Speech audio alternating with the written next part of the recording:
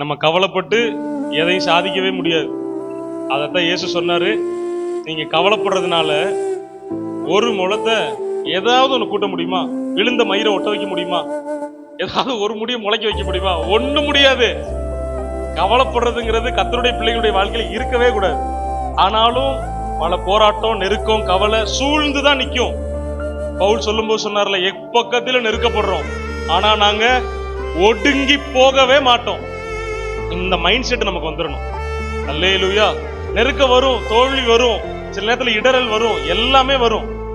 எது வந்தாலும் என் விசுவாசத்தை தொட முடியும், அசைக்க முடியாது, அசைக்கவே கூடாது. அல்லேலூயா. ஆண்டவர் இத்தனை திரளான சாட்சிகளை நமக்கு முன்பாக அவர் வைத்திருக்கிறார். அல்லேலூயா. எப்பெல்லாம் ஒரு சோர்வு வருதோ வேதத்தை எடுங்க. நான் சொல்றேன், எவனையும் தேடி போகாதீங்க. எந்த அக்காவையும் நங்கையவும் நாத்தனாரையும் குழந்தையாலையும் தேடி போகாதீங்க. நான் உங்களுக்கு ஒரு ஒரு ஒரு பாடத்தை நான் கத்துத்தரேன். சோகமா இருக்கீங்களா, வேதத்தை எடுத்துருங்க. சந்தோஷமா இருக்கிறீங்களா, வேதத்தை எடுத்துருங்க. ஏதோ மனசு ஒரு வெறுமையா இருக்கு, வேதத்தை தூக்கிருங்கன்றேன். அல்லேலூயா. வேதத்தை நம்பி, வசனத்தை நம்பி அந்த வாழ்க்கையை அமைச்சவனை ஒரு நாள் அவர் கைவிடவே மாட்டாரு.